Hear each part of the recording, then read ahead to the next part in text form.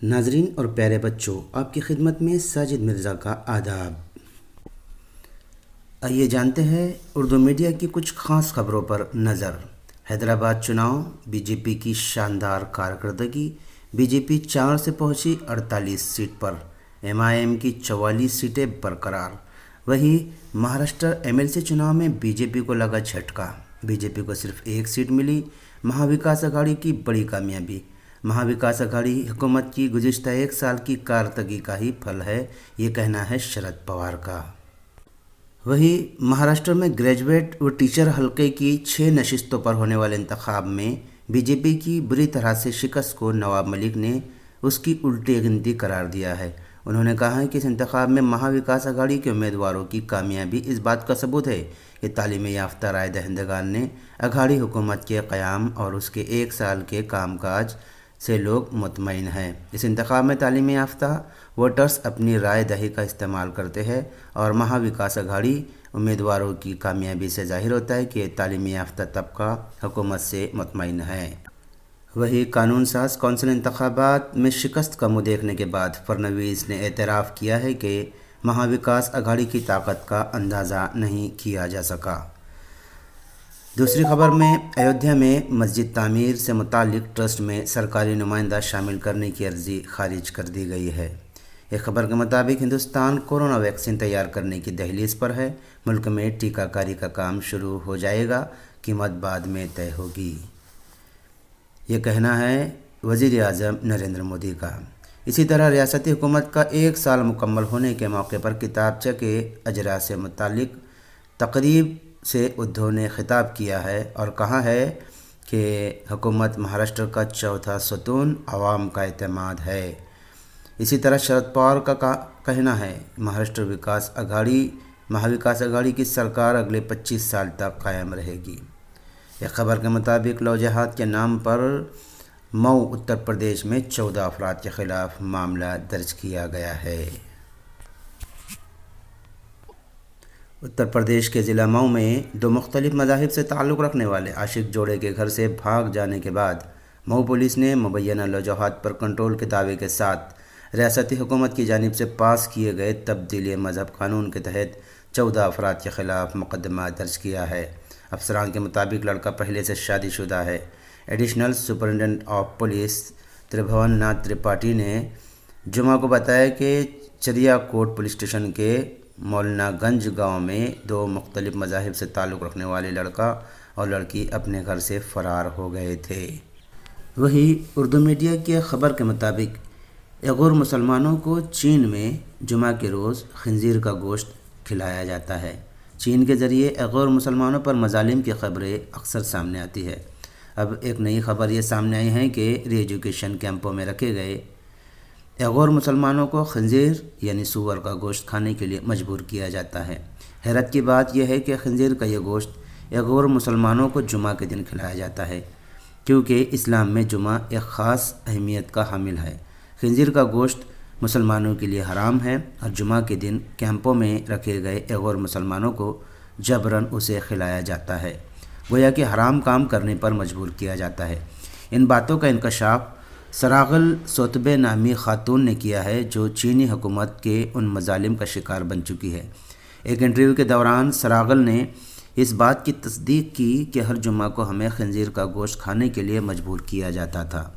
انہوں نے جان بوجھ کر یہ جمعہ اس لیے منتخب کیا ہے جو مسلمانوں کے لیے پاک ہے۔ اگر آپ اسے کھانے سے انکار کرتے ہیں تو آپ کو سخت سزا دی جاتی ہے۔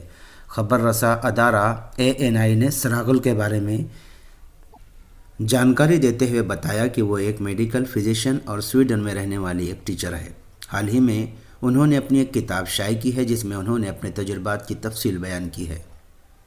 سراغل بتاتی ہے کہ مجھے لگ رہا تھا جیسے میں ایک الگ انسان ہوں، میرے چاروں طرف صرف مایوسی تھی۔ یہ قبول کرنا حقیقی معنوں میں بہت مشکل تھا۔ ایغور مسلمانوں کے تئیں چین کے اس رویے کا شکار ہوئی ایک دیگر خاتون نے بھی اپنا تجربہ بیان کیا اور خنزیر کا گوشت کھلانے والی بات کی تصدیق کی۔ ایغور کی تاجر جمہوریت داؤد بتاتی ہے کہ اس افسران نے ان کے پاکستان سے تعلق ہونے پر سوال اٹھائے، جو کہ ان کے شوہر کا مادر وطن ہے۔ افسران نے ان سے پوچھ تاچھ کی کہ ان کے کتنے بچے ہیں اور انہوں نے मज़हब का मुताला किया है या नहीं। यह पूछताछ 2 महीने तक चली। जब उनसे कैंपों में गैर मुसलमानों को खिलाए जाने वाले खंजीर के गोश्त से मुतालिक सवाल किया गया तो उन्होंने कहा कि जब आप एक कैंप में बैठे हैं तो आप ये तय नहीं करते हैं कि क्या खाना चाहिए, क्या नहीं खाना चाहिए। ज़िंदा रहने के लिए जो हमें दिया जाएगा वही गोश्त हमें खाना होगा। वही एक खबर के मुताबिक उत्तर प्रदेश में गैर कानूनी तब्दीली मज़हब को रोकने के लिए योगी हुकूमत की जानब से मंजूर किए गए ऑर्डिनेंस के बाद राजधानी लखनऊ में पुलिस ने एक मुस्लिम नौजवान और हिंदू लड़की की शादी पर रोक लगा दी। पुलिस ने शादी को रोकने के लिए नए ऑर्डिनेंस का हवाला दिया। यह शादी बुध को लखनऊ के पारा इलाके में हो रही थी। रस्मात शुरू होने से कबल मकाम तकरीब पर पुलिस पहुंची और दोनों फरीक़ैन से पुलिस थाना चलने को कहा। मुस्लिम लड़के और हिंदू लड़की की शादी हिंदू महासभा के सरबराह की इत्तला और पुलिस की मुदाखलत के बाद रोकी गई। दूल्हा दुल्हन पहले हिंदू रस्म रिवाज के मुताबिक शादी करने जा रहे थे। इसके बाद दोनों मुस्लिम तरीके से भी शादी करने वाले थे। लड़की का नाम रीना गुप्ता है और वो केमिस्ट्री से पोस्ट ग्रेजुएट है, जबकि लड़का मोहम्मद आसिफ 24 साल फार्मासिस्ट है। एक सीनियर पुलिस अफसर ने मीडिया को बताया कि 2 दिसंबर को हमें इत्तला मिली थी कि एक तबके की लड़की दूसरे तबके के लड़के के साथ शादी करना चाहती है। हमने दोनों फरीक़ैन को थाना में बुलाया और उन्हें गैर कानूनी तब्दीली मज़हब से मुताल्लिक़ नए ऑर्डिनेंस की कॉपी फराहम की। उन्होंने बताया दोनों फरीक़ैन ने तहरीरी तौर पर रजामंदी ज़ाहिर की है कि कानून के मुताबिक डीएम को इस ताल्लुक़ से इत्तला करके और उनकी मंजूरी मिलने के बाद ही शादी की जा सकती है। वही मोदी हुकूमत के ज़रिए लाए गए ज़राई कानून के ज़रिए क़वानीन के ख़िलाफ़ एहतजाज करने वाले किसानों ने अपना मौक़िफ़ मज़ीद सख्त करते हुए 8 दिसंबर को भारत बंद का ऐलान कर दिया है। किसानों ने अब तक हुकूमत से 4 दौर की बातचीत की है, लेकिन ताअत्तुल ख़त्म नहीं हुआ है और दिल्ली की सरहदें जहां किसानों का एहतजाज मसलसल जारी है, बदस्तूर बंद है। यह एहतजाज हरियाणा और पंजाब के किसानों ने शुरू किया था, लेकिन बाद में उत्तर प्रदेश से आने वाले किसान भी इसमें शामिल हो गए हैं।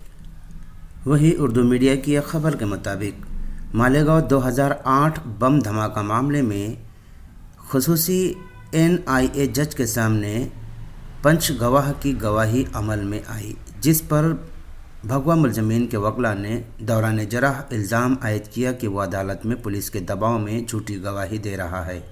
नेज़ वो बम धमाका के मकाम पर मौजूद नहीं था। इस मामले की कलीदी मुलज़मा साध्वी प्रज्ञा सिंह ठाकुर के वकील JP मिश्रा और प्रशांत मगु ने मालेगांव से गवाही के लिए मुंबई पहुंचे सरकारी गवाह शकील खलीफा से 2 घंटा तक जरहा की, जिसके दौरान शकील खलीफा ने दिफाई वकला के सवालात का इत्मीनान बख्श जवाब दिया। दौरान गवाही दिफाई वकला ने अदालत को ये बताने की कोशिश की कि गवाह को मराठी ज़बान नहीं आती, जबकि उसने मराठी ज़बान से लिखे पंचनामे पर दस्तखत कर दी है, जो इस बात की जानिब इशारा करता है कि सरकारी गवाह ने पुलिस की जानिब से पहले से तैयार शुदा पंचनामा केस पर पुलिस स्टेशन में बैठकर दस्तखत की है, जिस पर सरकारी गवाह ने अदालत को बताया कि ये बात दुरुस्त है कि उसको मराठी ज़बान नहीं आती, लेकिन इसको हिंदी ज़बान में बताया गया था कि पंचनामा में क्या लिखा गया है। उसके बाद ही उसने दस्तखत की थी। एडवोकेट JP मिश्रा, एडवोकेट प्रशांत मगु के अलावा एडवोकेट सदीप पासबोला और समीर कुलकर्णी ने भी गवाह से मुख्तसर जराह की।